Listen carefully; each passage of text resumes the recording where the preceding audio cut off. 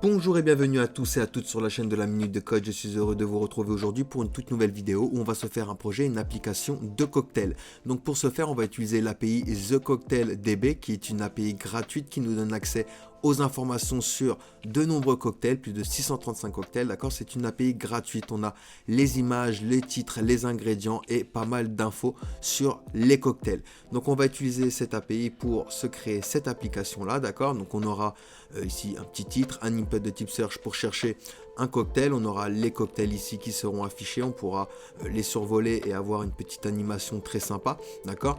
Et on pourra rechercher bien sûr nos cocktails ici avec notre input, vous voyez, avec une recherche intelligente. Lorsque je vais taper R, il va me sortir tous les cocktails où il y a la lettre R, et lorsque je vais taper un cocktail en particulier, eh ben, il va bien me chercher le bon, j'ai pas besoin de petits boutons, d'accord. Donc voilà pour la présentation de ce projet. Ben, si vous êtes prêts, ben, je vous dis à tout de suite. Donc on y va comme d'habitude. En fichier source, vous avez en description le plan de travail et la version master. La version master est la version terminée. Le plan de travail, il est prêt. Il y a simplement l'index vide qui est lié à une feuille de style et un script qui sont vides tous les deux, d'accord. Dans le script, il y a simplement l'adresse URL de l'API, ok, pour avoir la même adresse que moi, d'accord, mais vous pouvez trouver l'adresse de l'API sur le site, d'accord, dans API ici, et ici va vous donner les API, ok. Une fois que on a du coup le plan de travail qui est paré, j'ai fait juste un clic droit Open with Live Server pour ouvrir mon document local, et on va commencer du coup par le HTML. Donc ici il va me falloir un petit H1, donc ici on va s'écrire les cocktail, ok, nickel. On va se faire une balise forme. La balise forme va regrouper du coup l'input, mais on n'aura pas besoin de bouton de type submit puisqu'on va faire une espèce de recherche intelligente. Donc input de type texte, ok, nickel. On va lui rajouter un ID pour le styliser un peu plus tard en CSS, donc search input, ok, et placeholder qui est une indication supplémentaire pour l'utilisateur. Ici on va lui dire rechercher un cocktail. Voilà, parfait, nickel. Comme ça l'utilisateur il sait que ici il va pouvoir rechercher un petit cocktail. Donc il nous faut ensuite une div avec l'id cocktail cards, donc cocktail cards, voilà, parfait. Donc ça va être le container parent. Là on va injecter nos cartes, d'accord, nos petites cartes ici, ok, nickel. Donc ici on va pas faire comme d'habitude. D'habitude je passe directement au CSS. Vu que là on utilise une API, on va directement passer au JavaScript et faire du coup le CSS à la fin. Donc ici ce que je vais faire, c'est que je vais commencer par me sélectionner les éléments dont j'ai besoin. Donc je vais me créer une variable const que je vais appeler cocktail cards elements, d'accord. Je vais lui dire que c'est égal à documents.getElementById. Donc c'est l'élément qui a l'ID cocktail cards, d'accord. Donc ça c'est la div parente, hein. Je rappelle la div parente que l'on a ajouté ici, d'accord. Alors oui, j'ai mis un nest par contre, donc du coup hop, on va mettre bien le bon nom, voilà, nickel. Et ici aussi on va mettre cocktail, voilà, avec un S au pluriel, nickel. Ensuite je vais me sélectionner dans une variable search input element, donc égal document point, on va se fermer ça pour se faire un peu de place, point get element by id, et c'est du coup search input, d'accord, notre input. Hop, parfait, nickel. Donc là on a pris les éléments dont on a besoin, d'accord. Donc là je mets des points virgules, mais depuis ES6 il n'y en a pas besoin, c'est juste une habitude, d'accord. Moi je préfère, mais après chacun ses préférences, d'accord. Mais sachez que les points virgules ne servent à rien. Donc ici je vais faire un async function get cocktail, hop, d'accord.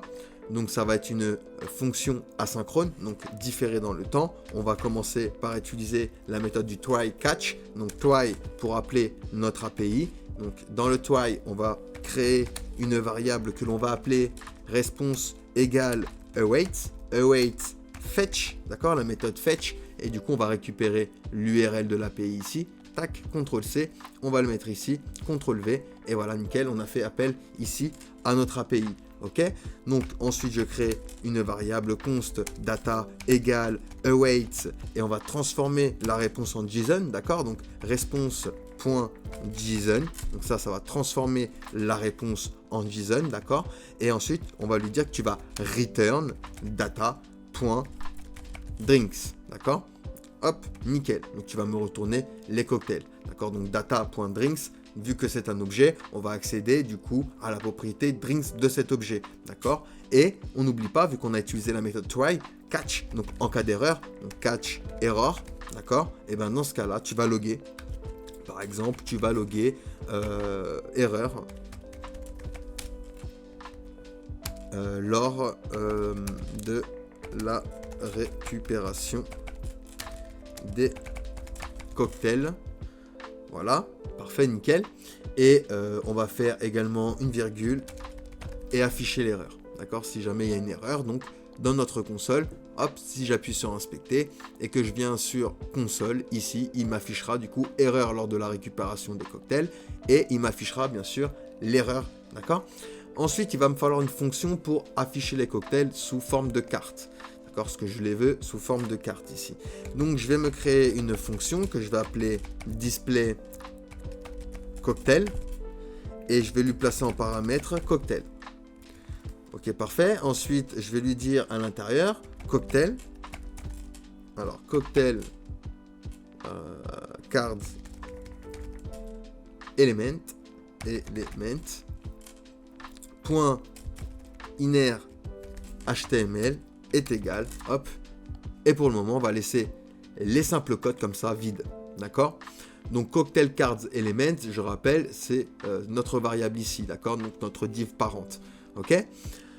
Ensuite, je vais faire une condition, ici, donc si if, donc si cocktail, et je le mets comme ceci, d'accord? Juste comme ceci, donc si cocktail est true, tout simplement, alors dans ce cas-là, cocktail point for each, donc pour tous mes éléments, on va l'appeler cocktail, mais on l'appelle comme on veut, on aurait pu l'appeler EL pour element, d'accord? Et hop, on va lancer une fonction qui va créer une variable que l'on va appeler card, qui va faire égal document.create element, on va créer un élément, on va créer une div, d'accord? On crée une div. Ensuite, on va ajouter une classe à cette carte. Donc, je vais faire card.classList, comme ça en CSS, on pourra le styliser, et .add, donc j'ajoute la classe, on va ajouter la classe card. D'accord? Parfait? Nickel. Ensuite, on va créer également une image, donc const image égale document.createElement, et on va créer du coup un élément img, donc une balise img. Ici, on va faire un img.source égale cocktail.str drink temp, d'accord? Donc ça va correspondre du coup à l'image. Donc on accède à notre objet cocktail, on accède à la propriété str drink temp qui correspond du coup à notre image dans l'objet.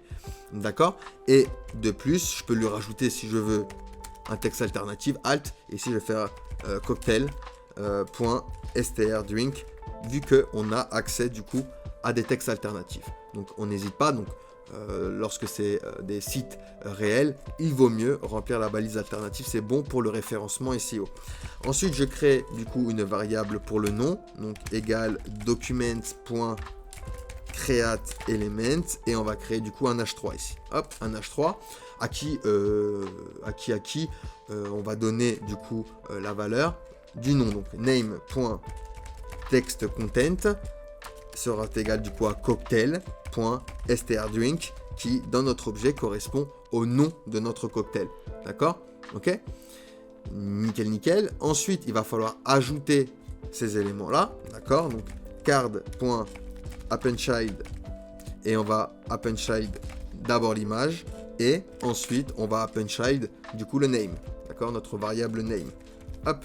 D'accord? Là, on les a créés. Ensuite, on les ajoute à notre variable card, d'accord? Et card, on va devoir l'ajouter à cocktail cards elements ici. Donc hop, je prends ça, hop, je viens en bas et je lui dis que là, point append child, tu vas ajouter cards, d'accord, dans ma div, d'accord. Donc je vérifie hein, dans ma console, pas d'erreur, donc c'est bon, d'accord, c'est nickel. Sinon, si jamais c'est false, cocktail, d'accord, si cocktail n'est pas true, si cocktail au contraire est false, alors const message égale document.createElement et on va créer ici un P, une balise P, et on mettra à l'intérieur du coup donc message.textContent égale aucun cocktail trouvé. Alors hop, hop. Alors on va le mettre au singulier. Trouvé, voilà. Aucun cocktail trouvé. Alors là j'ai un espace en trop. D'accord, dans ce cas-là on affichera du coup ce message. Donc du coup, même histoire. Si c'est le cas, alors ici on va .appendChild message. Donc je récapitule. On fait notre appel à notre API. Ok? Si cocktail est true, alors on va créer nos éléments, d'accord, image name qu'on affichera dans card pour chaque élément, et on va ajouter card à cocktail card element, donc notre div parent. Si au contraire cocktail est false, alors on affichera le message d'erreur, message aucun cocktail trouvé, si jamais par exemple l'utilisateur recherche un cocktail qui n'existe pas. Ok? Ce qu'on va faire maintenant, eh ben, c'est que je vais faire un get cocktail ici. Hop, point zen, et je vais mettre un display cocktail, du coup, qui correspond à notre API. Et vous voyez ici, à chaque fois, maintenant, j'ai l'image et le titre. D'accord? À chaque fois, image, titre, image, titre. Parfait. Maintenant, il ne nous manque plus que notre fonction pour la recherche. D'accord? Lorsque je vais rechercher un élément, ici, je veux que ça recherche automatiquement, un petit peu en mode intelligent. Donc, je vais créer une fonction search cocktails. Ok, nickel. Ensuite, je vais me créer une variable que je vais appeler search terme égale à search input element, donc c'est la variable dans laquelle on a stocké notre input, .value pour récupérer la valeur, .trim pour effacer les espaces, d'accord. Alors hop, là il m'a auto-complété avec autre chose, donc j'avais dit .value, .trim donc pour effacer les espaces avant et après notre chaîne de caractères, d'accord. Trim c'est une méthode qui va effacer les espaces dans notre chaîne de caractères. Ensuite je vais faire un get cocktail .zen et on remet ici un cocktail et on va exécuter une fonction à l'intérieur, un if. Si search, alors search, hop, on va se mettre un peu plus en bas, terme est le contraire de chaîne de caractères vide, alors dans ce cas-là, on va faire une variable qu'on va appeler filtered cocktail qui sera égale à noCocktail. La méthode filter qui va prendre cocktail en paramètre et dans lequel on va return cocktail.strdrink to lowercase. Hop, comme ça, même s'il met des majuscules ou des minuscules, eh ben, on prend la valeur et hop, on la met directement en minuscule. Et on va faire un point include si seulement search terme point to lowercase est inclus. Hop et hop. Ok, nickel. Parfait. Ok. Dans ce cas-là, on vient ici et on va se faire un display cocktail. Filtered cocktail. Hop. D'accord? Else, sinon, display cocktail. Cocktail. Sinon, tu m'affiches tous les cocktails. Ok? Donc, logiquement, lorsque je vais taper quelque chose ici, ok, il va m'exécuter cette fonction. Donc là, ça ne fonctionne pas car il va falloir ajouter cette fonction. Il va falloir ajouter cette fonction à search input element. Lequel événement? L'input. D'accord? Lorsque l'utilisateur va appuyer sur son clavier. Et dans ce cas-là, tu m'exécuteras search cocktail. La fonction search cocktail. Ok? Donc, lorsque je tape par exemple R, vous voyez, il va me sortir tous les noms où il y a un R à l'intérieur. Et si je deviens plus précis, donc je tape rose, il va bien me sortir simplement notre carte, notre cocktail qui s'appelle rose. D'accord? Donc voilà pour la petite recherche ici. Donc là c'est bon, c'est bon. On a tout ce qu'il nous faut côté script. On va pouvoir styliser un petit peu le tout parce que là, les images sont grandes, c'est un peu du n'importe quoi. Donc je commence par viser mon body. Fond de femme, on va mettre du Arial Helvetica sans sérif. Margin 0, padding 20 pixels. Et on va mettre du BG. Moi, j'avais mis du 21, 21, 21. Mais après, vous mettez la couleur que vous voulez. Ça n'a aucune importance. Je vais prendre mon H1. Text Align Center. Alors, hop. Text Align Center. Color F1, F1, F1.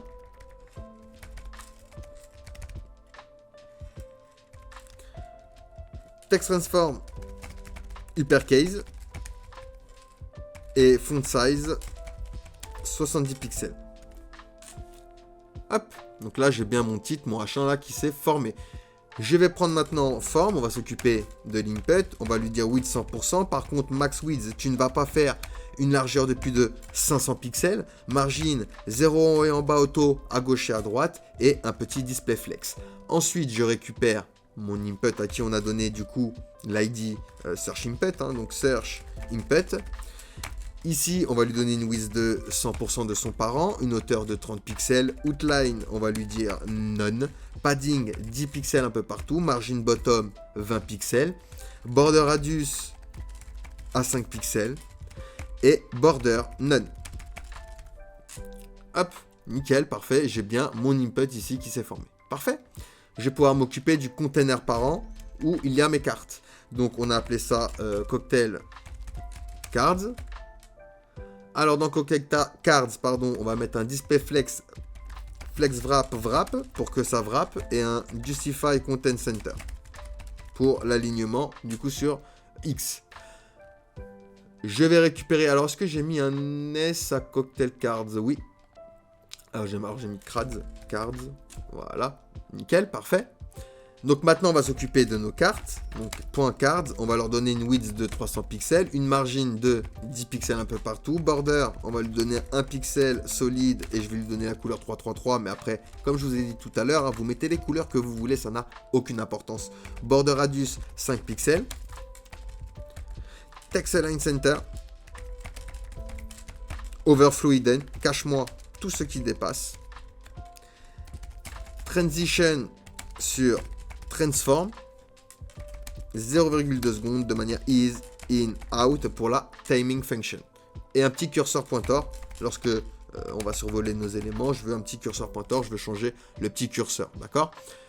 Parfait. Maintenant on va s'occuper des images parce qu'elles sont énormes ici. Donc card img width 100%, height 200 pixels et object fit cover. Donc, tu vas t'adapter à tes dimensions, d'accord? Alors 100% et pas 100 pixels, pardon. Voilà, nickel, parfait. Ok, nickel. Donc on va s'occuper maintenant du H3. Donc ici, je vais faire un point card H3. Margin 0, text line center. 8, 40 pixels. Line 8, 40 pixels également. Du coup, comme ça, on va centrer notre texte sur Y également. Donc on lui donne la même valeur que la hauteur, d'accord? Donc c'est une technique pour centrer le texte également sur Y. Color FFF, ou F1, F1, F1, comme vous voulez. Background. Linear Gradient, on va lui mettre un Linear Gradient, on va lui mettre tout top pour la direction. RGB 22, 22, 22 pour la première couleur. Et pour la deuxième couleur, j'ai mis du RGB 59, 59, 59. Hop, voilà, nickel. Et ça me forme mon petit background linéaire ici. Parfait, ben on a terminé. Il nous manque quoi? Il nous manque juste notre petite animation lorsque on va survoler nos cartes, d'accord, notre petite animation ici, hop, vous voyez, un effet de scale. Donc, c'est pour ça qu'on a mis une transition sur transform, hop, ici, d'accord, parce qu'on va jouer, alors hop, pardon, on va jouer du coup sur transform et sur scale. Donc on y va. Point card, 2 points over, transform, scale 1.1. Donc ça c'est pour l'agrandir, vous voyez, tac, hop, vous voyez, nickel. Et en plus on va lui rajouter une border, un pixel solide violette et un box shadow 0,0 sur X et Y, 2 pixels de dose, 1 pixel d'étendue et la couleur, pareil, violette. Hop, pour se former ce petit contour ici violet. Hop, vous voyez, tac, nickel. Et voilà, on a fini du coup notre petite application ici. Nous avons nos cocktails, notre animation, d'accord? Hop, voilà notre petite animation. Et ici, lorsque je vais chercher du coup un cocktail, donc hop, j'ai bien ma petite recherche avec mes petites cartes, d'accord? Hop, nickel, parfait, vous voyez? Voilà pour ce petit projet. Donc je rappelle qu'ici, bon, le design ne paye pas de mine, mais c'était pour faire un rappel sur l'appel à une API et l'utilisation du coup de la méthode fetch en JavaScript, d'accord, et du try catch, d'accord, pour gérer les erreurs lors de notre requête, d'accord. Donc ici, on a fait une fonction asynchrone grâce à async function, d'accord, donc c'est une fonction asynchrone. On a géré du coup en cas de succès et en cas d'erreur, d'accord. Et on a créé ensuite, grâce à une fonction, nos éléments, d'accord, que l'on a intégrés à notre div parent ici, qui est Cocktail Cards. Donc voilà, c'était tout pour moi. J'espère que le contenu vous a plu. N'hésitez pas à me donner votre avis en commentaire, à me donner un petit like si le contenu vous a plu, à rejoindre le serveur Discord pour être connecté avec d'autres développeurs web. Il y a du partage, de la veille informatique. Il y a également des défis avec plein de récompenses à gagner. Donc n'hésitez pas à faire un tour. Le lien, il est en description. À rejoindre le TikTok et le compte Instagram. Et je vous dis à la prochaine pour la future vidéo. Ciao, ciao!